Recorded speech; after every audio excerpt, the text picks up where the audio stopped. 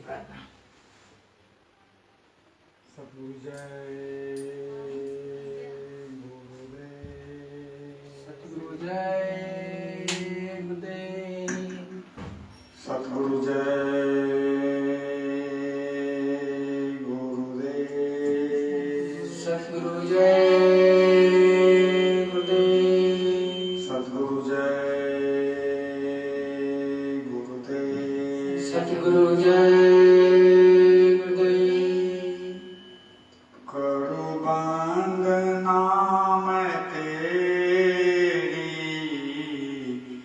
जग को रचाने वाले, करूं वंदना मैं तेरी, जग के रचाने वाले। करूं वंदना मैं तेरी, जग को रचाने वाले, करूं वंदना मैं तेरी, जग को रचाने वाले। ज्योति स्वरूप तुम हो, तुमको हटाने वाले, ज्योति स्वरूप तुम हो, तम के हटाने वाले। पट घट के खोल देने, गुरु ज्ञान हमको देकर, पट घट के खोल देने, गुरु ज्ञान हमको देकर। कर ध्यान हम तुम्हारा, दुख से छुड़ाने वाले, कर ध्यान हम तुम्हारा, दुख से छुड़ाने वाले। सृष्टि सुधर सजीली, सृजी है कैसी तुमने, सृष्टि सुघर सजीली, सृजी है तुमने कैसे। सारे पदार्थ जग में मन को लुभाने वाले, सारे पदार्थ जग के मन को लुभाने वाले। करू वंदना मैं तेरी, जग के रचाने वाले, करूं वंदना मैं तेरी, जग के रचाने वाले। आकाश भी भूमि सुबुधर, नक्षत्र शशि दिवाकर, आकाश भूमि भूधर, नक्षत्र शशि दिवाकर। सब के सब है तेरी, महिमा जताने वाले, सब के सब है तेरी, महिमा जताने वाले। दुनिया के ताप दोषों से मुक्त बस वही है, दुनिया के ताप दोषों से मुक्त बस वही है। पद कंज में जो तेरे हैं लौ लगाने वाले, पद कंज में जो तेरे हैं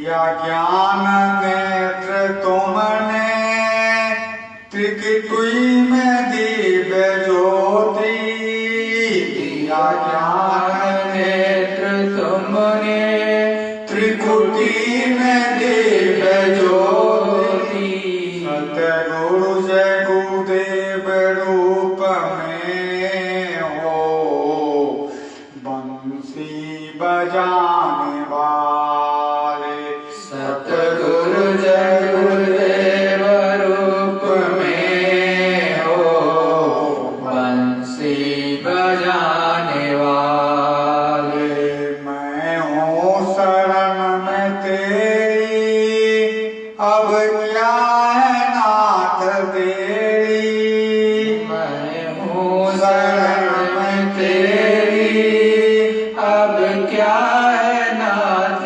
तेरी भक्ति को अपने दे दो सदमार्ग दिखाने वाले भक्ति को अपने दे दो सद्मार्ग दिखाने वाले करो वंदना मैं तेरी जग के रचाने वाले करो वंदना मैं तेरी जग के रचाने वाले ज्योति स्वरूप तुम हो तुमको हटाने वाले ज्योति स्वरूप तुम हो तम के हटाने वाले सद्गुरु जय गुरुदेव सद्गुरु जय गुरुदेव सद्गुरु जय गुरुदेव सद्गुरु जय गुरुदेव। अखंड रूप से कण कण में सर्वत विराजमान परम पूज्य स्वामी जी महाराज सद्गुरु जय गुरुदेव जी महाराज के चरणों में मेरा कोटि प्रणाम। एवं विश्व के कोने कोने में एवं यहाँ पर उपस्थित एवं ऑनलाइन देख रहे समस्त प्रेमियों से मेरा सादर सद्गुरु जय गुरुदेव। प्रेमियों, उस प्रभु को जब भी हम यादगारी करेंगे तो उसके लिए कोई ना कोई एक माध्यम है। वो माध्यम सद्गुरु है, क्योंकि हमने तो उस मालिक को, उस प्रभु को, उस परमात्मा को कभी देखा नहीं। शुरू में मतलब जब बच्चा पैदा हुआ इस धराधाम पर और थोड़ा सा होश संभाला, 12 वर्ष की अवस्था लगभग हो गई तो कुछ अच्छे से वो समझने लगा। तब कोई ना कोई संत और फकीर, कोई महात्मा सद्गुरु के रूप में जब उसे मिलता है, या फिर दुनियावी कोई अच्छा धार्मिक व्यक्ति का प्रवेश उसके जीवन में होता है और उस प्रभु के परमात्मा के बारे में थोड़ा सा ज्ञान उसे देता है, या उसको कहीं से भी सुनने और समझने को मिलता है कि वो परमात्मा, वो खुदा, वो गॉड इस आसमान के ऊपर अंडखंड ब्रह्मांड के पार ब्रह्मांड को पार करते हुए महाकाल पुरुष का लोक पार कर जाओ उसके ऊपर में बैठा है। तो हम लोग तो एक कल्पना ही उस समय करते हैं। उस अवस्था में जब पहली बार हमको यह स्मरण कराया जाता है कि वो मालिक है, वो प्रभु है, वो खुदा, वो गॉड, वो पिया सच्चा वहां पर बैठा है, जो कि हमारी सबकी यादगारी करता भी है, देख रेख भी करता है और हमेशा अपने पास बुलाने के लिए किसी न किसी सच्चे संत को इस धरा धाम पर भेजते हैं।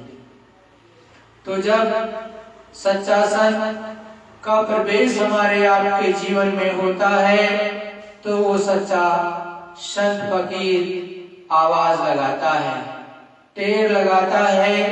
तब हम सभी मानव जाति के लोग धीरे धीरे करके उसमें जिसमें संस्कार कुछ होते हैं वो जग जाते हैं और उस प्रभु की तरफ, उस परमात्मा की तरफ, सच्चे धर्म की तरफ उन्मुख हो जाते हैं। जब उधर उन्मुख होते हैं और अपने पिया जो कि इस धराधाम पर गुरु के रूप में होते हैं, सच्चे संत महासंत के रूप में होते हैं, जो उस प्रभु को प्राप्त कर लिया हो, उसका साक्षात्कार कर लिया हो, उसका दर्शन कर लिया हो, तो ऐसी आत्मा को महात्मा कहते।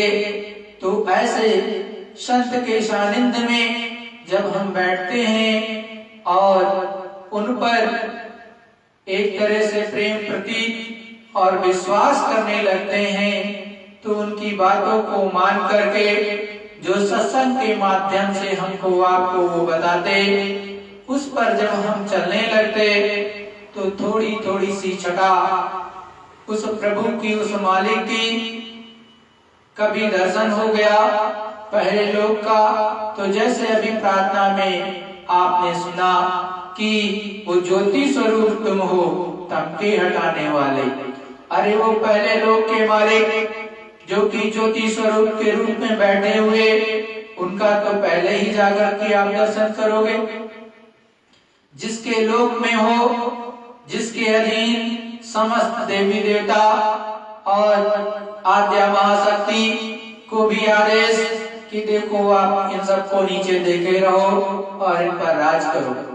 तो आप जब साधना करके चलोगे तो सबसे पहले तो 3 लोकों के मालिक का साक्षात्कार होगा। तो जब तक सद्गुरु ना मिले हमको आपको, तो इन सब चीजों को कौन बताएगा। ये संसार तो भूल भुलैया है, बहुत बड़ा एक तरह से सराय है, इसमें हम आप भटकते रहेंगे और हम आप यही कहते हैं कि ये मेरा, ये मेरा, ये दुनिया मेरी, ये संसार मेरा और ये कार मेरी, ये गाड़ी और बंगला मेरा, सब कुछ अपना अपना मेरा मेरा कहते कहते एक दिन चले जाते हैं। शरीर छूट गया, सांसों की पूंजी खत्म हो गई और मेरा मेरा कहते कहते धोखा हो गया। धोखा कैसे हो गया आप ही स्वयं सोचो कि जितने लोग चले गए वो सब के सब कहते थे ये मेरा, ये मेरा, ये मेरा, ये मेरा। कोई कहता घर मकान मेरा, कोई कहता जमीन जायदाद मेरी, कोई कहता पत्नी मेरी, कोई कहता पति मेरा, सारे लड़के बच्चे मेरे। अरे भाई जब वो जाने लगा तो सबके सब तो यही रह गए, फिर मेरा क्या रहा। तो आप तो धोखे में हो। जो सच्चा संत और फकीर होता है हर क्षण बताता है कि यहाँ प्रेम और प्यार से रहो, एक दूसरे की सेवा करो, लेकिन मेरा मेरा मत करो। क्योंकि ये दुनिया जब आप नहीं थे, हम नहीं थे, उससे बहुत पहले बसाई गई और ये मसाला 5 तत्वों का, और इन 5 तत्वों में जितने बहुत से अन्य तत्व समाहित हैं, तो जो मुख्य रूप से बोल दिया जाता है कि ये 5 तत्व, इन 5 तत्वों से ये जड़ मसाला पूरा का पूरा बना। हमारा आपका शरीर इन्हीं 5 तत्वों से मुख्य रूप से बना, लेकिन वो भी हमारे साथ नहीं जाता है, ना आपके साथ जाता है, ना दुनिया के किसी भी व्यक्ति के साथ में, चाहे नर हो चाहे नारी, चाहे पशु हो पक्षी, कोई भी अपने साथ लेकर के नहीं जाता। तो आप सोचो कि एक सुई की नोक के बराबर कुछ भी नहीं लेके जाता। और ये जीवात्मा दोनों बहुओं के बीचों बीच, और जहां पर ये ग्रहण की संधि होती है, यहाँ पर बैठी हुई आज्ञा चक्र पर, वहीं से निकल करके वो ऊपर चली जाएगी। संत सदगुरु ने बताया कि एक आवाज लगाएगा ऊपर से यमदूत और आपका देखना सुनना सब कुछ खत्म हो जाएगा। जैसे ही आवाज आई, चाहे आप अमेरिका में बैठे हो, चाहे फ्रांस में, चाहे ब्राजील में, इटली में, चाहे भारतवर्ष में बैठे हुए, बस एक ही आवाज आएगी, राम नरेश इस मकान को खाली कर दो। जैसे ही आवाज आपको ये सुनाई देगी और जिसके लिए है उसी को सुनाई देगी, वैसे ही आपका देखना भी खत्म, सुनना भी खत्म, बोलना भी खत्म और तुरंत ही आपको 1 सेकंड में, 2 सेकंड में, 10 सेकंड में नहीं खाली करोगे तो मार मार करके और इतनी मार लगाएंगे कि आप चीखोगे, चिल्लाओगे, लेकिन आपकी आवाज निकलेगी नहीं, तो बाहर तो सुनाई नहीं देगी और अंदर में आपको बहुत दुख होगा, बहुत दुख होगा।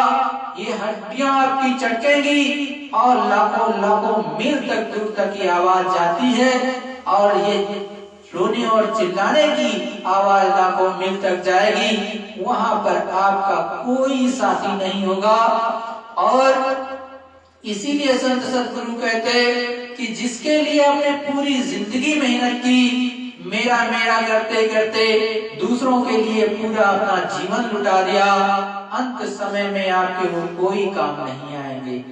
इसीलिए सच्चे संत और फकीर कहते कि ऐसे संतों का सानिध्य करो, ऐसे संतों के चरण रजों को पकड़ लो कि वो जब अंत समय में आए तो आप उसको पुकारो तो वो आपको तुरंत, जहाँ जीवात्मा है, जहाँ पर अंदर में तुरंत ही पुकार करने पर वो साक्षात्कार हो जाएगा, वो आकर के खड़े हो जाएंगे।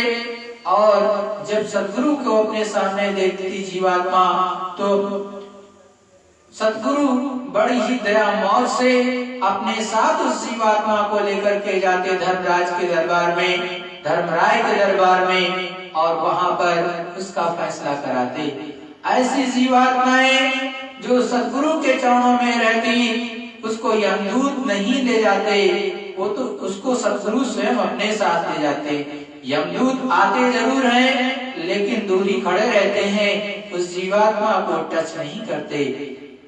भाई उनका तो कर्तव्य है कि सिपाही वो हैं, ऊपर से हुक्म होगा तो वो लेने के लिए आएंगे, लेकिन आपको भी तो अपने सदगुरु को याद करना है। गुरु महाराज ने खुले मन से दहाड़ते हुए समझाया कि जब आपका अंतिम समय आ जाए, कोई भी आपकी मदद ना करे, उस समय पर आप ये जय गुरुदेव नाम याद कर लो, और जब आप अंदर अंदर बोलोगे और मुझको याद करोगे तो ये 3.5 हाथ का आदमी आपकी रक्षा और मदद करने के लिए हाजिर हो जाएगा।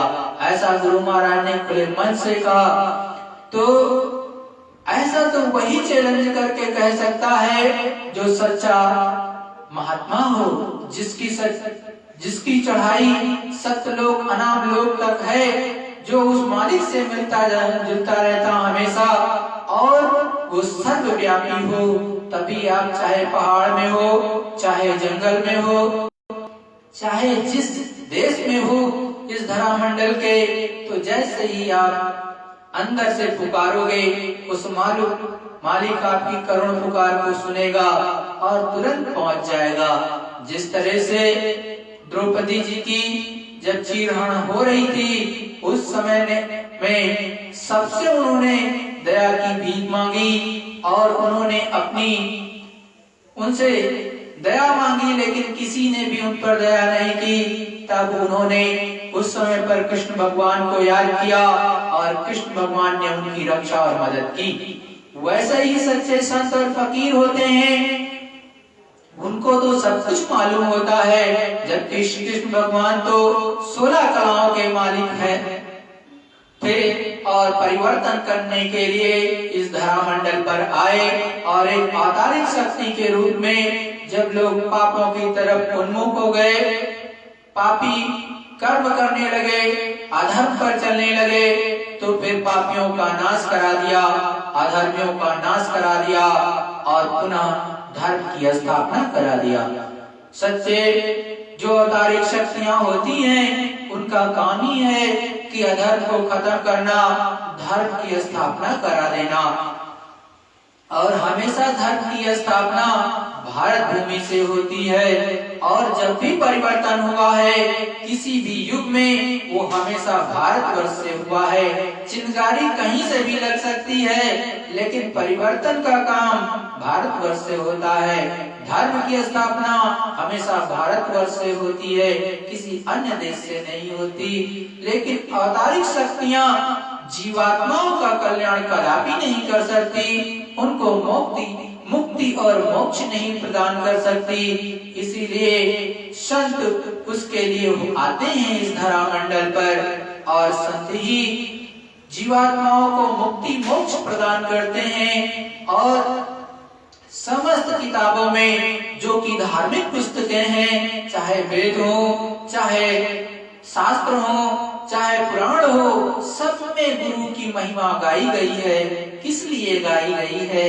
क्योंकि उनकी महिमा अपरंपार है। उन्हीं के द्वारा तो ये जीवात्मा जगती है। उनके द्वारा बताए गए एक एक नाम को जो कि उन्होंने जगा लिया होता है, उससे ये जीवात्मा जग जाती है। वो कर्म बंधन से मुक्त हो जाती है। दूसरा कोई उपाय नहीं है इस जगत में जिसके द्वारा ये जीवात्मा मुक्त हो जाए, जिसके द्वारा कर्म कट जाए।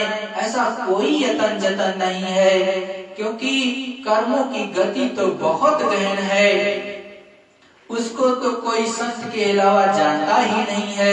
कोई तत्वदर्शी महात्मा ही उसकी गति को जानता है, इसके अलावा कोई नहीं जानता। तो आप कैसे जान पाओगे? अरे बड़े बड़े यज्ञ भी किए, आपको याद होगा राशि यज्ञ को जो है उस समय पर महाभारत जीतने के बाद में किया गया था। लेकिन आपको पता होना चाहिए कुछ समय के बाद में जब पांडव और कृष्ण के बीच में संवाद हो रहा था, तो जब पांडवों ने पूछा कि सके हमें ये बताइए कि जो महाभारत में इतने लोग मारे गए उनका पाप किसे लगेगा? तो श्री कृष्ण भगवान ने बड़े साफ शब्दों में पूछा कि भाई ये युद्ध किसने जीता? तो पांडवों ने कहा हमने जीता। तो कहा जब आपने जीता है तो पाप भी आपको ही लगेगा। तो अब इसकी बात आई, भाई इसका पश्चाताप कैसे होगा? ये पाप कटेंगे कैसे? जब हमको ही मनुष्य मारने की हत्या लग गई तो ये कटेंगे कैसे? तब कृष्ण ने कहा कि आप जो है यज्ञ कीजिए। अब यज्ञ करने के लिए जब कहा तो कहा सभी प्रकांड विद्वानों को सभी को बुलाइए और भोजन कराइए। अब सबको निमंत्रण भेज दिया गया, चारों तरफ से सारी जनता आई। उस समय के प्रकांड विद्वान भी आए और उस समय के जो ऋषि मुनि अपने को समझते थे वो भी आए। लेकिन श्री कृष्ण भगवान ने उस समय पर 1 घंटा टंगवाया था उस समय पर और कहा था कि देखो जब ये यज्ञ सफल हो जाएगा तो आपका जो है ये घंटा बजेगा। जब घंटा बजेगा तभी ये सफल माना जाएगा, नहीं तो नहीं माना जाएगा। तो फिर हुआ क्या कि भाई सब लोग तो आकर के भोजन प्रसाद ग्रहण करके चले गए, लेकिन वो घंटा नहीं बजा।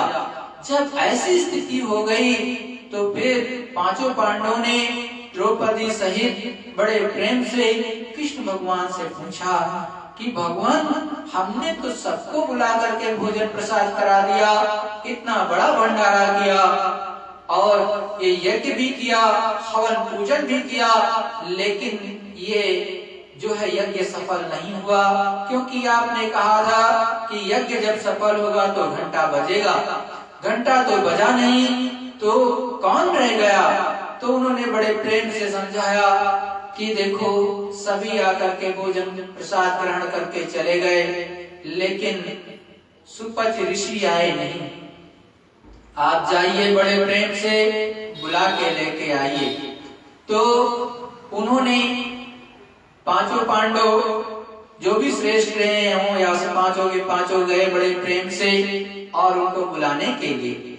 जब उनको बुलाने के लिए गए, हाथ जोड़ करके विनती और प्रार्थना की कि चलिए महाराज, हमने यज्ञ को रचाया है, आप उसमें भोजन प्रसाद ग्रहण कर लीजिए, हम आपको निमंत्रण देते हैं। तब उन्होंने कहा, भाई हम तो तभी चलेंगे जब आप हमको 100 यज्ञों के बराबर दान करें। 100 यज्ञों के बराबर आप हमको दान करें, उसका पुण्य, तब हम आपके साथ में चल सकते हैं, नहीं तो चल नहीं सकते हैं। अब ऐसी बात फंस गई, वो तो बेचारे एक ही कर रहे थे, एक का ही पुण्य नहीं इकट्ठा हुआ था, तो 100 यज्ञों का ही वो पुण्य कहां से दे देते। तो अब वो तो हाथ जोड़ करके लौट आए प्रणाम करके सुपज ऋषि को। तो अब क्या करते, आकर के चुपचाप यहाँ पर जब अपने महल में आए तो बड़े उदासी में थे। तो द्रौपदी ने पूछा हाथ जोड़ करके कि भाई क्या हुआ, आए नहीं ऋषि जी। तो उन्होंने पूरी बात को बताया कि ऋषि ने तो कहा कि हमें 100 यज्ञों का फल चाहिए, तब हम आपके साथ चलेंगे, अन्यथा नहीं जा सकते। तो कहा, अच्छा ऐसी बात है, ऐसा है तो हम चल सकते हैं उनको बुलाने के लिए निमंत्रण पर, आप लोग यहीं पर रहिए और हमें उनका पता बता दीजिए, तो हम जाते हैं। तो वो नंगे पैर जिस जहाँ के बताया था कि यहाँ पर है, वहां पर नंगे पैर वो चली और जाकर के वो पहुंची, प्रणाम किया द्रौपदी जी ने, और सुपज ऋषि ने उनको आशीर्वाद दिया। तत्पश्चात उन्होंने यही निमंत्रण किया कि आप मेरे यहाँ चल करके भोजन प्रसाद ग्रहण कीजिए। तब उन्होंने भी वही बात कही कि भाई मुझे तो 100 यज्ञों का फल चाहिए। तो उन्होंने बड़े साफ शब्दों में कहा, संत दरस को जाइए, तज ममता अभिमान, ज्यों ज्यों पग आगे बढ़े, कोटिन यज्ञ समान। तो ये चीज उन्होंने बड़े साफ शब्दों में कही द्रौपदी जी ने कि हमने तो सुना है और जैसा कि मालूम है कि संत के दर्शन के लिए, किसी सच्चे महात्मा के दर्शन के लिए एक एक पग पर करोड़ों यज्ञों का फल मिलता है। तो आप जितना चाहते हैं उसमें से ले लीजिए और आप मेरे यहाँ पर चलिए। तो बहुत ही वो प्रसन्न हुए और कहा, तथास्तु, जैसा आप चाहते हैं वैसा हम करेंगे। और वो बड़े ही प्रेम के साथ में राजमहल में आए और उन्हें भोजन प्रसाद कराया। तत्पश्चात जाकर के वो घंटा बजा। तो आपको सोचना चाहिए कि उस समय तो बहुत ज्यादा धन था, इस समय बहुत कम। तो उस समय हमेशा ऋषि मुनियों से, साधु संतों से कोई कार्य परामर्श करके करते थे। आज तो आप कोई परामर्श करते नहीं, अपने आप से सारे कार्य करते हो। तो संतों का तो इतना बड़ा प्रभाव होता है कि उस दिशा में, जिस दिशा में सच्चे संत महात्मा बैठे हुए हैं, तो उस दिशा में आप चल पड़ो उनके दर्शन के लिए। तो एक पग चलोगे तब भी करोड़ों यज्ञों के बराबर हो जाएगा, आपको फल मिल जाएगा, पुण्य मिल जाएगा। तो आप सोचो कि उस दिशा में चलने का इतना पुण्य और प्रताप है, तो आपको ये सोचना चाहिए कि जब आप सच्चे सत्य की, जैसा वो कहता है रहनी, जैसा वो कहता है सहनी और गहनी को अगर अपना लोगे, रहनी गहनी सहनी को अपना लिया, उनके एक एक वचन को अपने अंदर में उतार लिया, तो कितना पूर्ण प्रताप होगा। और उनके अनुसार वो सच्चे मालिक का सच्चा भजन करने लगे तो ये जीवात्मा जग जाएगी और जगमग जगमग जगमग उजाले में खड़ी हो जाएगी। और जब ये जग जाएगी तो फिर सोने वाली नहीं, ये तो पहले करोड़ों वर्ष पहले उतारी गई, अरबों वर्ष पहले उतारी गई, तो वो अपने मालिक को, अपने सच्चे ज्ञान को भूल गई। लेकिन जब ये पुनः जग गई और अपने सच्चे ज्ञान को अर्जित कर लिया, अपने सच्चे ज्ञान को प्राप्त कर लिया, तो ये फिर से सोने वाली नहीं और भूलने वाली नहीं। फिर तो ये निश्चित अपने सच्चे देश को, सतलोक को या नाम लोक को चली जाएगी, क्योंकि ये तो अपने पिया, अपने मालिक से प्रेम करती है, वो यहाँ रुकने वाली नहीं, न किसी के बहकावे में आएगी, क्योंकि सच्चे संत ही इसके सच्चे हितैषी होते हैं, बीच वाले नहीं। लेकिन आपको कोई भटका दे तो बात अलग। गुरु महाराज ने कहा, आप तो किसी बकरी को भी सच्चा संत कह दोगे और आपको कोई भी भटका देगा। आप भले बड़े भोले हो, आपको कोई भी भटका दे। अरे जब तक वो आपको ये गारंटी न दे कि मैं उस मालिक का दर्शन स्वयं किया हूँ, आपको भी कराने की क्षमता है और करा दूंगा इसी जीवन काल में, तब तो आप उसको पकड़ो, और नहीं तो उसको छोड़ो, पाप कटा। कहते हैं कि सच्चा गुरु मिला तभी पकड़ो, और नहीं उसको छोड़ दो तो पाप कट जाएगा आपका, नहीं तो आप फंस जाओगे। तो सच्चे संतों का सानिध्य करके, उसके चरणों में बैठ करके, दीन बन करके सारी चीजों को प्राप्त किया जाता है। इस दुनिया में भी आप कुछ प्राप्त कर सकते हो किसी के से, तो दीन बन करके, प्रेम से। अगर आप लड़ाई झगड़ा करोगे तो कुछ नहीं मिलने वाला, प्रेम से कहोगे तो सब कुछ मिल जाएगा। सद्गुरु जय गुरुदेव।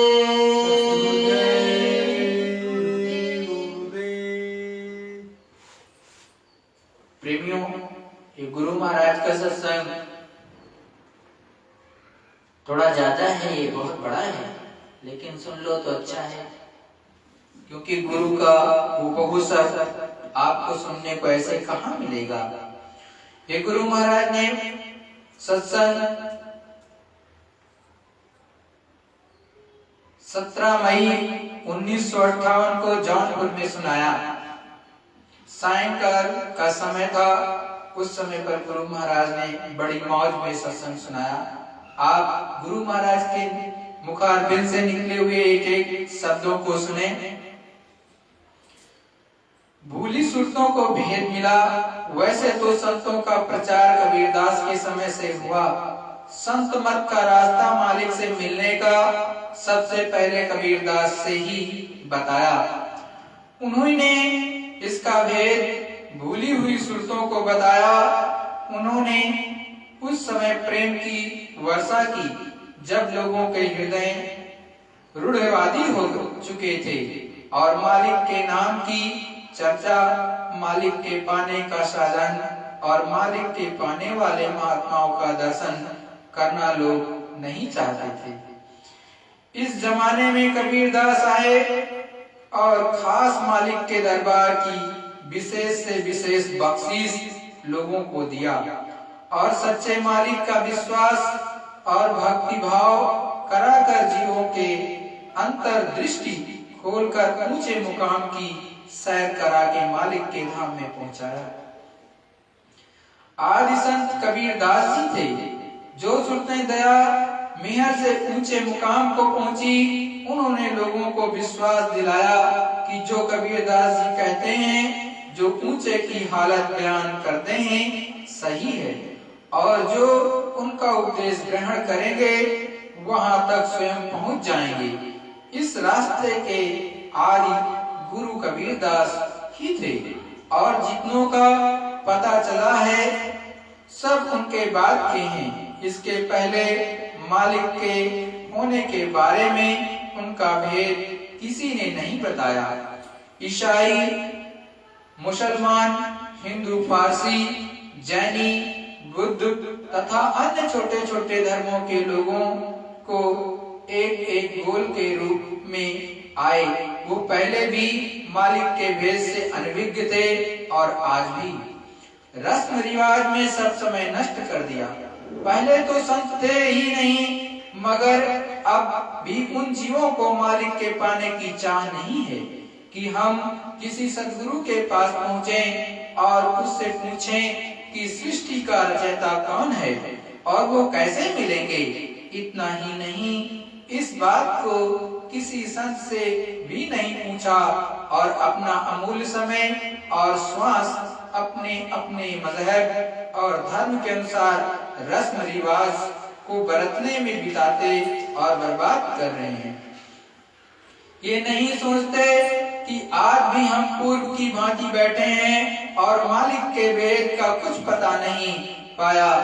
पुस्तक को पढ़ने, समझने और साधु महात्मा मार्ग आदि के दया अनुभव कराने में बहुत भेद है, बहुत बड़ा अंतर है।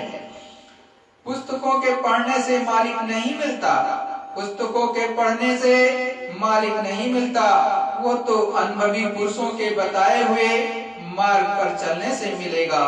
खास करके भूल का यही बड़ा पर्दा हर मजहब में पड़ गया। वो धर्म उपदेशक नहीं चाहते थे कि अपने से किसी बड़े और मालिक का भेद जानने वाले के पास जाकर अनुभव करें। विद्या और धन के बल से, बुद्धि और हुकूमत के बल से महात्मा को समझना चाहते हैं और सोचते हैं कि उन्होंने उसके भेद को जान लिया। सब आदमी अपनी बुद्धि के जरिए ईश्वर का बोध करता चल रहा है, मगर बोध और साक्षात्कार मालिक का कर नहीं पाता। अंतिम परिणाम ये होगा कि परमात्मा को पाने के दरवाजे पर जहाँ हम बैठे हैं, अगर महात्माओं के जरिए नहीं खटखटाते तो हमको 84 जाना ही पड़ेगा और 84 चले जाने के बाद फिर महात्मा के मिलने के रास्ते पर नहीं आ सकते। सुन अब सूरत कहूँ मैं तो से, ये तो भूले हैं सब मोह से। महात्मा कहते हैं, ऐ सूरत सुन, ये बात सच्ची है कि जितने भी लोग हैं सब भूले हैं, मुझको नहीं जानते। ए सूरत, मुझको सब भूल गए, वो ये नहीं जानते कि मेरे पास कैसे पहुंचेंगे। कर्मी सरई हैं ये जीव, सतगुरु बिन नहीं पावे पीव। कोई दातून करते, कोई स्नान करते, कोई पूजा, कोई पाठ, कोई तीर्थ व्रत करते, कोई अपने हाथ भोजन बनाते, छुआछूत बचाते हैं। ये सब सठ कर्म हैं, ये सब सठ कर्म हैं। किसी वेद पुराण या सठ कर्म की पुस्तक जो पढ़ते हैं वो कर्मी या सरई कहलाते हैं। कोई राजा कोई पंडित होवे, कोई धनवान सुखी जग सोवे। महात्मा कहते हैं कि ये सूरत, तू ये विचार कर कि जिसको राज मिलता है वो सब समाप्त कर उसी फेर में चुप हो जाते हैं।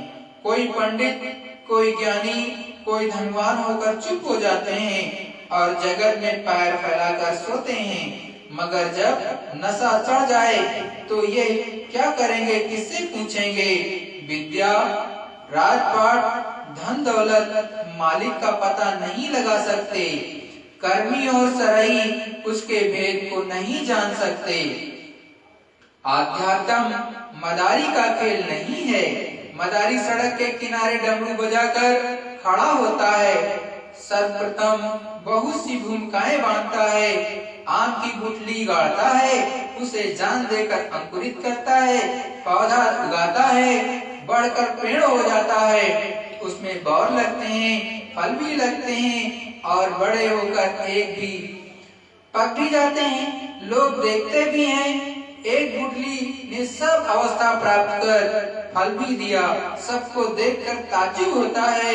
लोग सोचते हैं इसमें कोई करामात है। ऐसी करामात को पाकर कोई कहे कि परमात्मा को भी पा जाएगा, ये गलत बात है।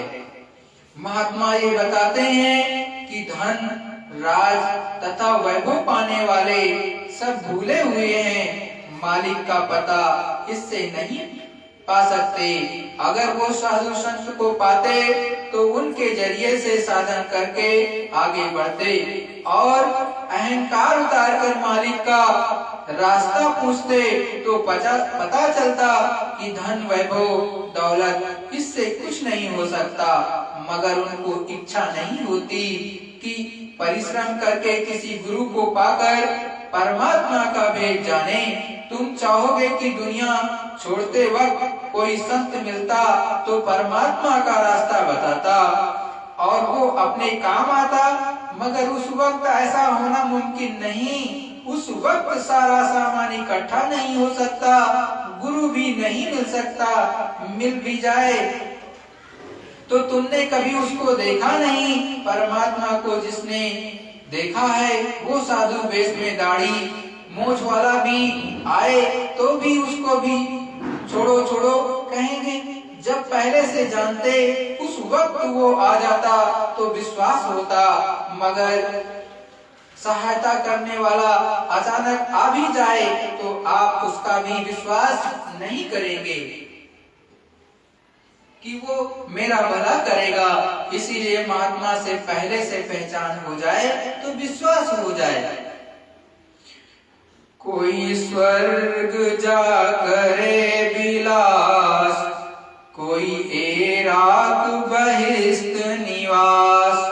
विद्या धन पाने पर भी अगर तुमको बहको नहीं और अच्छा कर्म करो तो वैकुंठ मिल जाए। वहां पहुंचकर तुम चाहो तो ऐसे लोक में पहुंच जाओगे जो स्वर्ग और वैकुंठ के ऊपर है। स्वर्ग स्वप्न अंत दुखदाई। अगर तुम वहां भी पहुंच गए तो तुमको क्या मिला? उन दोनों में केवल इतना फर्क है कि एक एयर कंडीशन है और दूसरा गर्म कमरा है, मगर डब्बे में कोई फर्क नहीं। इसी तरह मृत्यु लोक, स्वर्ग और वैकुंठ में कोई फर्क नहीं। स्वर्ग और वैकुंठ थोड़ा लड़ाई झगड़े से परे हैं। स्वर्ग और वैकुंठ के मंडल बड़े बड़े हैं और वहाँ खेती बाड़ी धन दौलत का झगड़ा नहीं। वहाँ जाकर बस जाएं और वहाँ ठहरने की खुराक जो सुगंध है उसे खाकर जीवित रहिए। वहाँ चौका चूल्हा रोटी खाना नहीं, सुरते लिंग शरीर में रहकर सुगंधी से जीते हैं। नर तन पाए परस मन दे। जाना तो तुम्हें ऊपर था, तुम किसी महात्मा को तन मन धन देकर भाव भक्ति में जुटते, पीयू को पाते, मगर ऊंची गति पाकर भी मालिक को नहीं पाया। कोई सैयद, कोई शेख मौलवी, कोई आमिल फिसली, कोई उलवी। हिंदुओं में कर्मकांडी होते हैं, मुसलमानों में भी वाचक ज्ञान वाले होते हैं, मगर मौलवी और पंडित दोनों अंधेरे में हैं। वो स्वयं अंधेरे में रहे और दूसरों को भी रोशनी ना दे सके, इससे क्या लाभ? आप में प्रकाश हो तो दूसरे में भी आ सकता है। नीचे के या ऊपर के कर्मकांड के पुस्तक पढ़ने वाले परमात्मा को नहीं पा सकते। जिसे पूछता है उसी को प्राप्त होता है। श्री कृष्ण भगवान ने गीता में साफ साफ लिखा है कि जड़ को पूजने वाले जड़ योनि में, भूत प्रेत को पूजने वाले प्रेत योनि में और मुझे पूजने वाले मेरे लोक में जाते हैं, चले आते हैं। पूजा पाठ तपस्या से सब कुछ मिल जाएगा।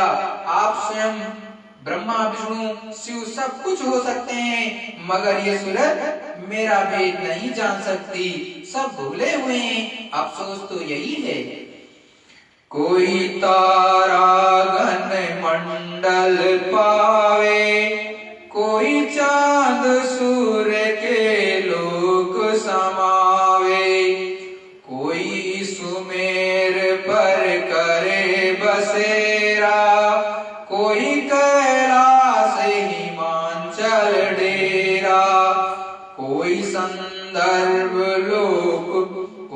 गंधर्व लोक, कोई इंद्रपुरी में, कोई पितृलोक, कोई विष्णुपुरी में, कोई शक्ति लोक, कोई ईश धाम में, कोई ओंकार, कोई रंग नाम में, उत्पत अस्तित परलय माही, ये सब रहे काल की छाई। ये सुमेरगिर कैलाश सब हमारे अंदर ही है। गरुण वरुण पर्वत भी उसी जगह है जिस पर गरुण बसते हैं। कैलाश जिस पर शिव बसते हैं, वहां भी जाकर कोई बसेरा करे, जब तक पूजा पाठ करे, वहां वासा भी करने लगे। कोई गंधर्व लोक में, कोई पितृलोक में, कोई विष्णु लोक में, जहाँ का वर्णन पुस्तकों में है, तो भी उससे क्या लाभ। विष्णु लोक जिसका वर्णन किया गया है वो ऊपर है। वो लोग पहले भी थे, अब तक भी हैं और आगे भी उस समय तक रहेंगे जब तक मृत्यु लोग न खत्म हो जाए। मगर ये लोग भी मामूली परिश्रम से नहीं मिलते। अगर कोई गलती ना हो तब ही वहाँ का वासा मिलेगा। अशुभ कर्म करके कोई ऊपर के लोकों में नहीं जा सकता। अशुभ कर्म करने वाले ऊपर के लोकों में नहीं जा सकते। गंधर्व लोग, विष्णु लोग, पितृलोक में जाते हैं, वासा करते हैं। स्वर्ग और वैकुंठ के ऊपर शक्ति लोक है, जिसको आद्या और माया शक्ति भी कहते हैं। आंखों के ऊपर 14 लोक हैं, मगर सब शक्ति लोक के नीचे हैं। सहस्त्र कमल जहाँ भगवान का बैठक है, ये सब उसके नीचे हैं। मान लो कोई आद्या महाशक्ति लोक तक पहुँच जाए, ऊंचे पर सहस्त्र कमल है जहाँ से सब अवतार हुए थे। ये अवतारी पुरुष निरंजन भगवान के हुक्म से भेजे जाते हैं और इसी को परमेश्वर या राम का धाम भी कहते हैं। अंत में भी बहुत से फंसाने वाले स्थान हैं। कोई ओंकार त्रिकुटी में पहुंच गया। त्रिकुटी के ऊपर ब्रह्मा और माया का स्थान है। वहाँ माया मरीच है। वहाँ अजीब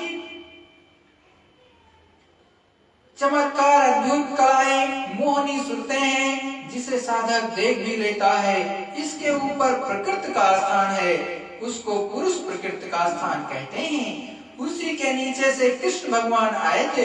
प्रकृति को जो अधिकार था, उसे जो शक्ति दी गई थी, उसके कारण वो 16 कलाओं के से अवतरित हुए थे। राम भगवान 12 कला से अवतरित हुए थे। 2 परशुराम से लेकर के 14 अंश से थे।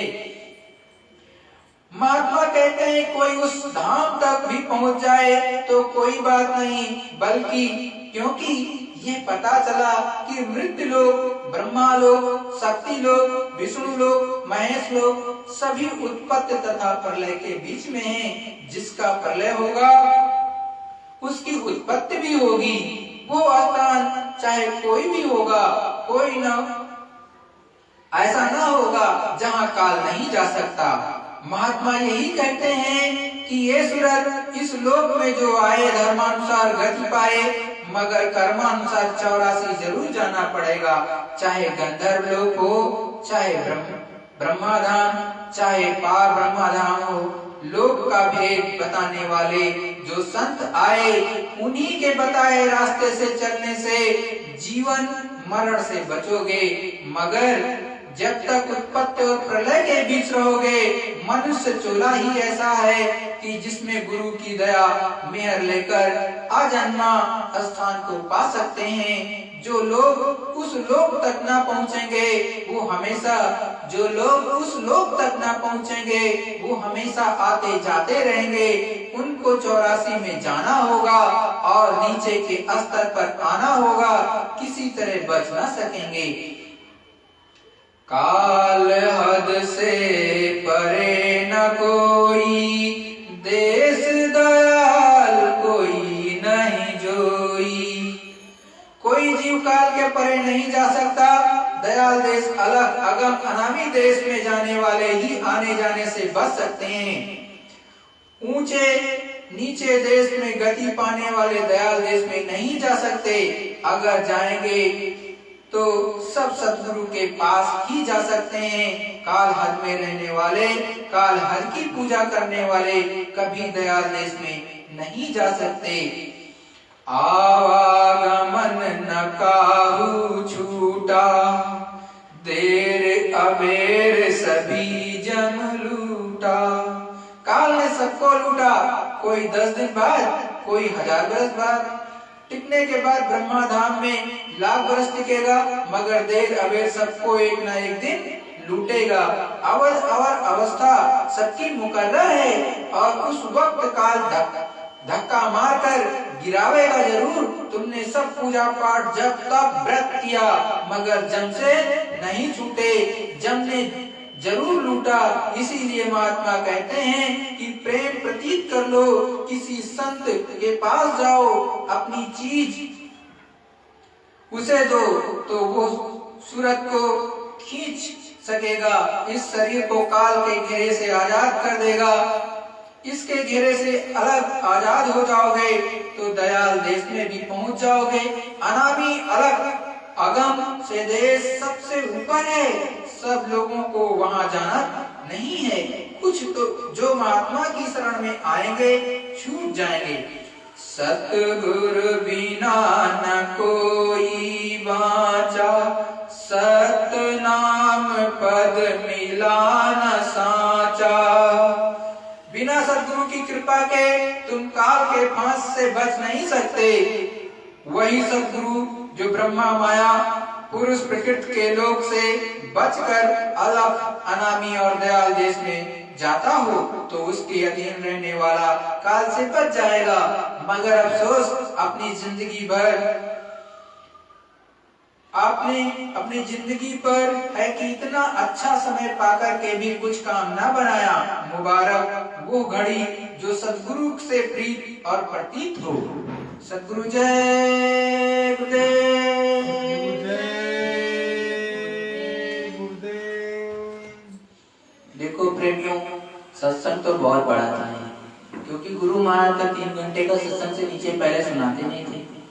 यहाँ इतना समय नहीं है और दूसरा शाम भी होने लगती है, तो इस कारण से मैंने सत्संग को बीच में रोका। आगे दीपावली के बाद जो संडे होगा उसमें साप्ताहिक सत्संग होगा, उसमें हम आगे आपको ये सत्संग पूरा करेंगे।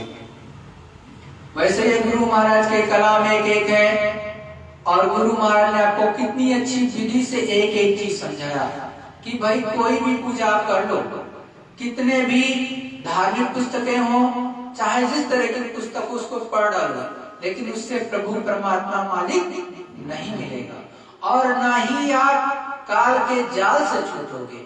चाहे जितनी करो, चाहे आप ब्रह्मा धाम में चले जाओ, शिवपुरी में चले जाओ, चाहे जो है गंधर्व लोक में चले जाओ, पितृलोक में चले जाओ, सुनते तो आप सभी हो, लेकिन वहां पहुंचने के बाद भी आपको ज्यादा से ज्यादा 500 साल रहना मिलेगा या 1000 साल। उसके बाद में कहा है पूर्ण छिड़े मित्र लोक, जैसे पूर्ण खत्म होगा फिर इसी मित्र लोक में उतार दिए जाओगे।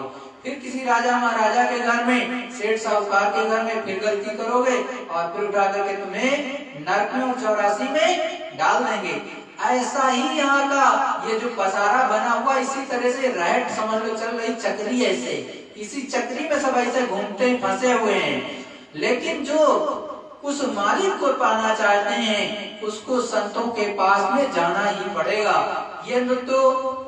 ये चीज जो मालिक देते हैं उस प्रभु को पाना होता है, वो ना तो धन से मिल सकता, ना राजपाट से मिलता है, ना तो आपके अहंकार से। वो हमेशा दीन गरीबी बीमारी और दीन बन करके प्रेम प्रतीत से ही सतगुरु से मिलता है, इसके अलावा मिल नहीं सकता। गुरु महाराज के ही शब्दों में आपने देखा कि किसी तरह से राजपाट से किसी तरह से नहीं मिल सकता। जो भी मिलेगा दीन हो जाएगा गुरु के चरणों में बैठ करके और उसको पकड़ लेगा, सतगुरु को पकड़ लेगा और कहेगा कि सतगुरु मुझको वो चीज दीजिए और खुद करेगा। और सदगुरु की दया भी, मेहर भी उसको प्राप्त होगी, तभी वो ऊंचे मंडलों में सत्पुरुष करतार के यहाँ या अलग अगम और अनाम में जाएगा। दूसरा कोई नहीं जा सकता। आप निरंकार देश में चले जाओ, चाहे सोहम देश में चले जाओ, चाहे किसी अन्य देश में चले जाओ, जहां तक उत्पत्ति प्रलय होती है तो उसमें उत्पत्ति भी होगी, ऐसा गुरु मानने का। तो उत्पत्ति और प्रलय कहाँ तक है? मतलब चौथे धाम तक। चौथा धाम कौन सा? महाकाल पुरुष का।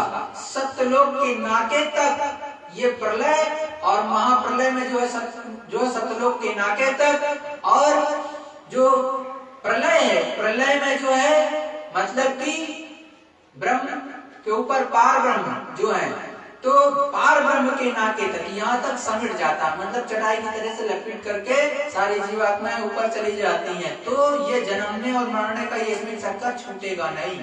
जब उत्पत्ति होने लगेगी तो फिर से खोल करके नीचे उतार देंगे, और जैसे प्रलय होने लगेगी तो उसमें तो इतना ज्यादा विदारणीय दुख तकलीफ होती है कि पूछो मत, ऐसा होता है इतना ज्यादा कि पूछ नहीं सकते। उसमें सदगुरुदयाल ने कहा कि इतनी भूख लगती कि माँ अपने बच्चे को जिंदा काट करके खा जाती है। इतना ज्यादा दुख तकलीफ और इतना भूख और तड़पते हैं लोग, और हर जीवात्माएं तड़पती है एक दूसरे को खा करके, तड़प करके जीवात्माओं का शरीर छूटता है प्रलय और महाप्रलय में। तो उस दुख दर्द में क्यों भाई पिटते हो? ये सच्चा आपको मनुष्य शरीर मिला, अभी इसी जीवन काल में बैठ करके यदि हम और आप भजन कर लें, दुनिया के लोग जिनके अंदर ये भाव है कि मेरा ये जीवन सफल हो जाए, तो लग करके किसी भी सच्चे संत महात्मा जिसने भी उस मालिक को प्राप्त कर लिया, बड़े साफ शब्दों में है कि जिसने उस मालिक को प्राप्त कर लिया होगा वही आपको प्राप्त करा सकता है, दूसरा नहीं करा सकता। ऐसे के सानिध्य में बैठ करके उससे उस मालिक का भेद लेकर के सच्चा ध्यान भजन सुमिरन करोगे तो आपकी जीव की गति हो जाएगी। और नहीं तो कृष्ण भगवान ने भी कहा कि जो जिसको पूछता है उसी में चला जाता है। बहुत भूत प्रेत को उतारने वाला भूत प्रेत को ही पूछता तो उसी में चला जाता है, क्योंकि भूत प्रेत की ये खासियत ये होती है कि वो अपना विस्तार करते हैं। तो उनका विस्तार कैसे होता है? वो अपने में मिला लेते हैं, क्योंकि उनके यहाँ बच्चे तो पैदा नहीं होते। तो बच्चे नहीं पैदा होते तो जो लड़का उनको पूछता है उन्हीं को खींच ले जाते हैं अपने साथ में। तो उनकी अकाल मृत्यु हो जाती है, तो उनकी संख्या एक बढ़ जाती है। तो इस तरह से वो अपनी संख्या में बढ़ाते हैं। जैसे नदी में कहीं पर सुनते हो कि यहाँ भूत प्रेत बहुत लगता है, यहाँ पे आदमी मर जाते हैं, डूब जाते हैं, वहां पर कोई डूबा होगा तो अपनी संख्या वो बढ़ाएगा निश्चित रूप से, दूसरा डूबेगा, तीसरा डूबेगा, चौथा। तो इस तरह से वो अपनी संख्या बढ़ाते हैं।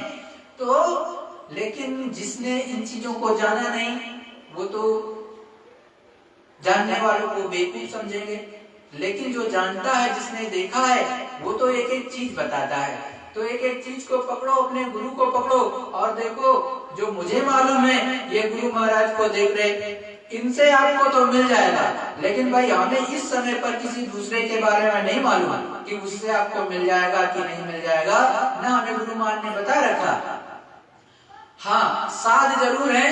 तो उसकी मुझे जो है गुरु महाराज ने दया मेहर करके बहुत पहले, आज से कम से कम 8 साल पहले 7 साल पहले दिखाया था कि एक साथ पर दया आ रही है, लेकिन उसके बाद हमें किसी के बारे में कुछ बताया नहीं। तो जब हम बताया नहीं तो हम क्यों कहते हैं आपसे? तो इनसे ये देख रहे हो, ये गुरु महाराज हमारे, आपके भी गुरु महाराज, इनसे तो आपको सब कुछ मिल सकता है। आज भी करो, सच्चा ध्यान करो, सच्चा भजन करो। आपको पूरा नाम दान नहीं मिला है तो जय गुरुदेव नाम से कर लो, सदगुरु जय गुरुदेव नाम से कर लो, तो मिल जाएगा आपको। लेकिन आप किसी दूसरे को कहो तो खोजो।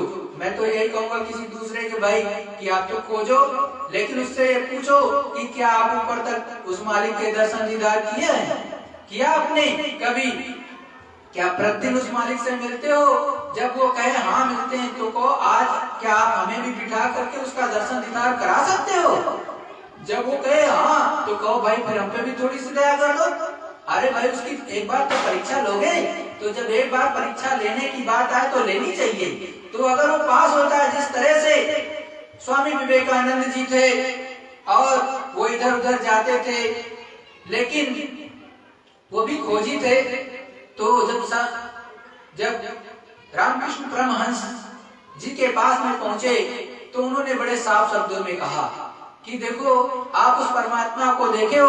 तो उन्होंने कहा हाँ, जिस तरह से मैं आपको देखता हूँ उससे कहीं ज्यादा साफ रूप में मैं उनको देख रहा हूँ। तो कहे उन्होंने बड़े साफ शब्दों में पूछा क्या आप हमको दिखा सकते हो? तो कहा हाँ बिल्कुल दिखा सकते हैं। और तुरंत ही वहीं पर वो मंदिर में बैठे हुए थे, वहीं पर मंदिर में बिठा दिया और कहा ध्यान लगाओ। इस तरह से ध्यान लगाया और उन्होंने जब ऊपर में उनको चढ़ा दिया और जब वो कुछ देर बाद उनको उठाया और वो उठे, आंख खोला उन्होंने, तो पूछा कि क्या देखा? तो उन्होंने बड़े साफ शब्दों में कहा कि मैंने देखा मेरी जीवात्मा ऊपर चढ़ी तो देखा बहुत बड़ा ब्रह्मांड और बहुत ही उजाला और कोई इसको पूरा चला रहा है, कोई शक्ति इसको पूरा चला रही है। तो उन्होंने अपना प्रमाण को तुरंत दिया। तो मैं जीता जागता गुरु महाराज का ही उदाहरण दे रहा हूँ आपको। कोई अपनी तरफ से कुछ नहीं कहता, मैं अपनी तरफ से नहीं कह रहा, जो सदगुरुदयाल सच्चे संत ने बताया वही बताता हूँ, उसके अलावा कुछ नहीं कहता। हमसे क्या मतलब? भाई आपको मिल जाए तो बहुत अच्छी बात, आप इधर उधर भटकते रहो तो भी भटकते रहो, भाई हम तो समझा ही सकते हैं। भाई कोई आपको समझा सकता है, एक तरह से बता सकता है, इस रास्ते से चलोगे तो चीज मिल जाएगी, और इधर उधर भटकने लगो, पूरब पश्चिम दौड़ते रहो तो दौड़ते रहो, कुछ मिलने वाला नहीं है। मिलेगा तो इन्हीं से मिल जाएगा। और बेवकूफ बनाने वाले तो बहुत रहते हैं, कभी आपको कहेंगे कि ये कर लो तो काम कर जाएगा, ये कर लो तो कम कर जाएगा, वो कर लो तो, जबकि सब कुछ गुरु मानने का निषेध है। कर्म नहीं कटेंगे, अच्छे बन सकते हैं लेकिन कटेंगे नहीं। तो देखो ये सूरत शब्द का जो मार्ग होता है उसमें सुमिरन बहुत मुख्य होता है। सुमिरन करो अच्छे से, फिर ध्यान करो, फिर भजन करो। लेकिन ये भी जरूरी नहीं कि सुमिरन किया तो तुरंत ही ध्यान करना, तुरंत ही भजन करना, नहीं। अगर समय नहीं है तो आप आगे पीछे कर सकते हो, लेकिन सुमिरन पहले वो अच्छे से करो। वो बनने लगा तो धीरे धीरे सब बन जाएगा। सुमिरन नहीं आपका बना तो निश्चित रूप में आगे कुछ नहीं बनेगा, क्योंकि सुमिरन ही मुख्य है। और दूसरी बात, जब आप ऊपर ध्यान मार्ग से ज्यादा ऊपर चलोगे तो ऊपर में क्या है, प्रकाश बहुत है और फंसने का फंसाव भी बहुत है। ऊपर में आवाजें भी बहुत है, शब्द बहुत है। अब शब्द तो है लेकिन छाट नहीं पाओगे, क्योंकि बहुत हो गया तो शब्द नहीं छाट मिलेगा, इसलिए उसमें भी फंसाव है। तो अधिकतर आप सुमिरन करो, थोड़ा सा ध्यान करो, उसके बाद भजन पे ज्यादा लगो। भजन को गुरु महाराज ने साफ शब्दों में कहा कि सीधी सड़क है, पकड़ लोगे जहां से, तो अगर आपने पकड़ी चौथे धाम की तो चौथे धाम पहुंच जाओगे। दूसरे धाम वाली पकड़ी तो दूसरे धाम, अगर आपने सप्तलोक धाम वाली पकड़ी आवाज तो सीधे सप्तलोक धाम जाओगे। अरे ट्रेन ही वही पकड़ी तो सत्य से वहीं पहुंच जाओगे। आप बीच वाली ट्रेन पकड़े हो तो कहोगे कि भाई वो जो तो जा रही है दिल्ली से जा रहा है, हमको जो है कोलकाता, लेकिन आपने पकड़ी ऐसी जो दिल्ली से चले कानपुर में बंद हो जाए, तो आपको दिल्ली से वो कानपुर ही ले जाएगी, वहीं तो छोड़ देगी, फिर आपको ढूंढना होगा। तो लेकिन वो आपको सीधी पकड़ाएगी। तो धीरे ध्यान मार्ग में क्या होता है, गुरु महाराज के शब्दों में फंसाव होता है। तो अधिकतर प्रयास ये करो कि आप भजन पर ज्यादा ध्यान दो। वैसे जिसका जो बनता है वो कर सकता है, लेकिन अंत में शब्द ही काम देता है। जो आवाज आ रही है उसमें लय होना पड़ता है, ध्यान से सुनना पड़ता है। लय का होना ही ध्यान से सुनना। जैसे ध्यान से सुनोगे, इस खोपड़ी की आपके ऐसे जैसे चट धीरे धीरे गांठें खुलती है, फुस फुस फुस फुस ऐसे खुलेंगी, और धीरे धीरे करके सट से जीवात्मा यहाँ से निकल के चली जाएगी। आपको पता भी नहीं चलेगा सट से। वैसे पता होता सब चलता है, ऐसा नहीं कुछ नहीं पता चलता, क्योंकि आपकी जीवात्मा को ही सब कुछ पता चलता, शरीर को पता नहीं चलेगा। आपको भी नीचे का होश नहीं रहता, बिल्कुल नहीं रहता। हमेशा ऊपर देखती जीवात्मा, तो ऊपर की तरफ चलती चली जाएगी। और देखो जिसको स्वप्न में भी गुरु महाराज की दया मिलती है तो वो भी बहुत ही समझ लो कि दयालु उस मालिक का पात्र है कि कुछ तो मिलता है। किसी को कुछ नहीं मिलता है तो उससे तो कुछ अच्छा है, लेकिन स्वप्न में क्या होता है कि लोग प्राप्त करके भूल जाते हैं अक्सर। लेकिन जो पूरी साधना में देखी जाती है चीज, गुरु महाराज पूरी साधना में जिसको दिखाते हैं, जो बैठ कर पूरे होशो-हवास में करता है, वो भूलता नहीं है, पूरी लाइफ नहीं भूलेगा और कभी नहीं भूलेगा, लेकिन स्वप्न में अक्सर भूल जाओगे। तो स्वप्न से धीरे धीरे चलो पूरे होशो हवास की ओर। ये नहीं कि हमेशा स्वप्न में ही देखते रहो। अरे प्रयास ये करो कि हम पूरे होशो हवास में बैठ करके उस मालिक की दया को प्राप्त कर ले जाएं, तभी कुछ काम बनेगा। और जहां तक जीते जी आपने उस प्रभु के लोक को देख लिया, वहीं तक आप जा सकते हो, उसके आगे नहीं जा सकते। तो प्रयास ये करना चाहिए कि उस मालिक का दर्शन दीदार सत्यलोक धाम तक, अलग अगम अनाम तक आप इसी जीवन काल में पहुंचिए, मालिक की दया को प्राप्त करके। मालिक के बिना दया के तो कुछ होगा नहीं, क्योंकि प्रभु को, मालिक को, सदगुरु को बिना रिझाए कुछ नहीं हो सकता। ये बड़ी बात, साफ बात है। तो चाहे उनसे रो करके, गा करके, किसी भी तरह से मनाइए, बैठ करके, और हमेशा ये प्रयास कीजिए। देखो हम आप इस जगत पे रहते हैं तो सोचते हैं ये हो जाए वो हो जाए। अरे कभी ये भी सोचा करो कि मालिक तुम्हारा ये काम नहीं हो रहा है, ये हो जाए, मेरा ये काम नहीं हो रहा है, ये हो जाए, मतलब सूरत का काम हो जाए, मेरी ये जीवात्मा जाग जाए, मालिक दया कर दीजिए। बार बार जब कहोगे तो एक न एक दिन तो दया वो उतारेंगे ही, लेकिन कहोगे ही नहीं, उधर आपका लय बनेगा ही नहीं, मालिक की तरफ उन्मुख होगे ही नहीं, केवल दुनिया दुनिया पड़े रहते। तो सोचो तो कि हम आप चले जाएंगे, ये निश्चित है। सांसों की पूंजी निश्चित रूप में खत्म होगी और जाना ही पड़ेगा। तो फिर से भाई जन्म लेना पड़ेगा, क्योंकि जब तक साधना पूरी नहीं होती फिर से जीवात्मा को उतारा जाएगा, निश्चित है। और फिर से ये गर्भ में आएगी तो दुख और दर्द तो होगा ही, और फिर से महात्मा मिलेंगे, फिर नामदान मिलेगा, और फिर जीवात्मा भजन करेगी, तब चलेगी। जहाँ तक कि नहीं वो चाहेगी वहां तक खड़े करेगी, तो करना तो वो आपको बाद में भी वही है, लेकिन दुख तकलीफ फिर झेल करके करोगे तो अभी मिला है। अरे भाई अभी स्वस्थ हो, धन भी है, बल भी है, तो कर लो। और जब ऐसा भी समय आए कि धन भी ना रहे, बल भी ना रहे, कुछ ना रहे, रो रो के करना पड़े, तो फायदा ही क्या है? तो वो तो मालिक के करा लेंगे, लेकिन अभी कर लेना अच्छा है हमारी समझ से।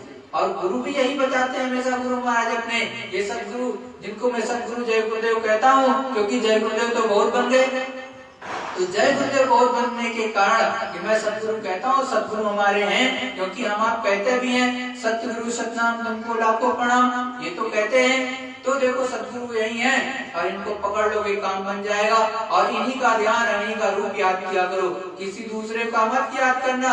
चाहे जय गुरुदेव नाम लो, चाहे सदगुरु जय गुरुदेव नाम लो, अगर इनका लोगे तब काम बनेगा, दूसरे का लोगे तो मैं कुछ नहीं कह सकता, न कहता हूँ।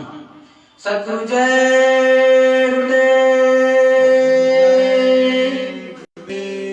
प्रेमियों, एक प्रार्थना होगी, तत्पश्चात आप लोग जहाँ पर भी होइएगा, विश्व के किसी भी कोने में, वहां पर बैठ करके थोड़ा सा सुमिरन, थोड़ा सा ध्यान, थोड़ा सा भजन जरूर करना, और नित्य प्रतिदिन करते रहना।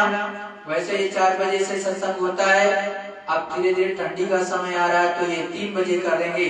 तो आप लोग जो ऑनलाइन देखते हो, मैं उनसे विनती निवेदन करूंगा, होली के पश्चात, मतलब होली वाला जो वीकेंड पड़ेगा उसमें तो मैं नहीं उपलब्ध रहूंगा, क्योंकि मैं अपने होम टाउन जाऊंगा। तो दिवाली का जो भी है ये निकलने के बाद में अगला जो संडे होगा उसमें आपको सत्संग ऑनलाइन मिलेगा, या यहाँ पर होगा। और कोई भी हो विश्व के किसी कोने में, अगर वो नोएडा या दिल्ली एनसीआर में रहता है, कभी सत्संग सुनने की इच्छा हो, सत्संग में शामिल होने की इच्छा हो, तो यहाँ आ सकता है। हमसे फोन कर ले, हर पोस्ट में फोन नंबर रहता है, तो आप आ सकते हो। और नहीं तो आपको घर बैठे मिलता है, घर बैठे आप देख सकते हो। लेकिन यहाँ पर आओगे तो बैठ करके कुछ भजन भी करोगे, सभी करते हैं तो आप भी करोगे, एक फायदा मिलेगा। घर में आलस्यता भी कर जाओगे, कोई बड़ी बात नहीं है, तो लेकिन वो आपके ऊपर। सतगुरु जय गुरुदेव।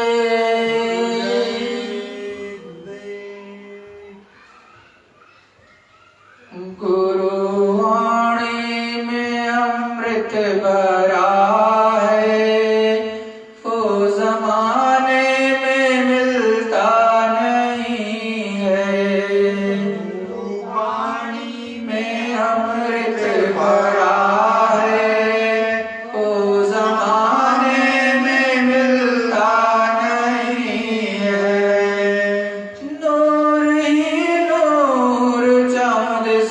तुम्हारे, नूर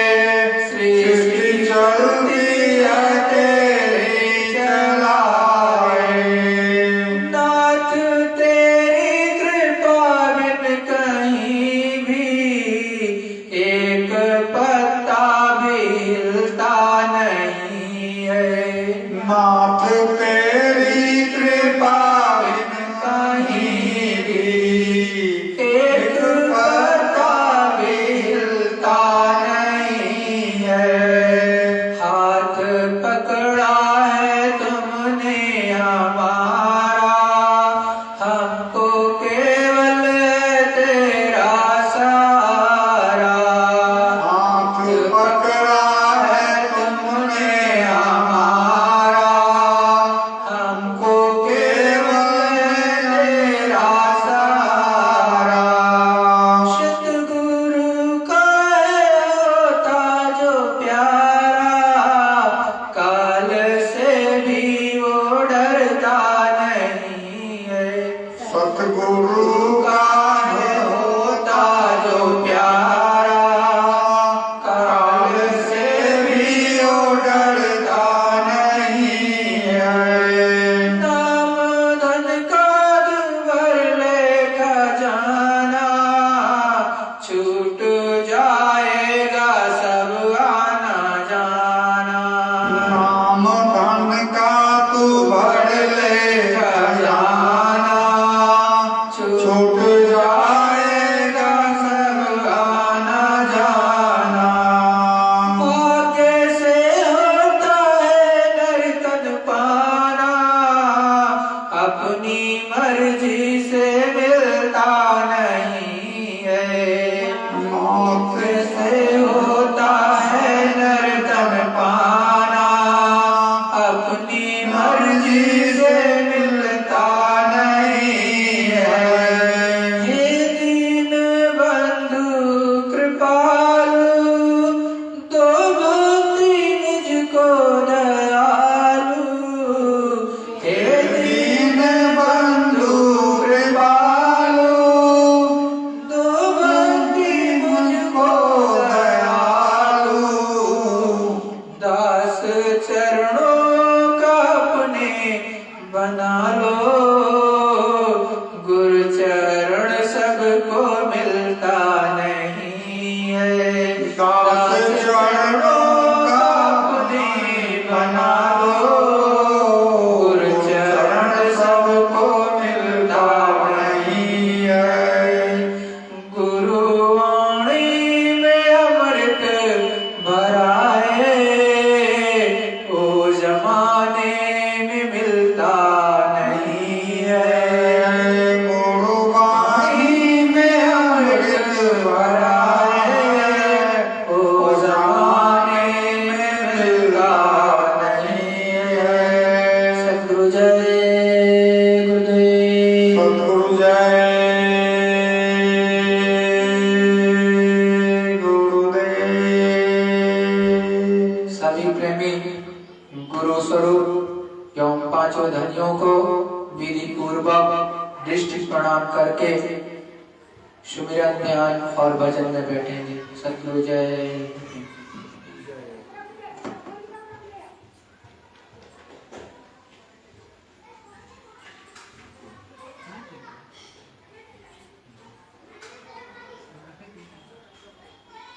माला वाला दे दो।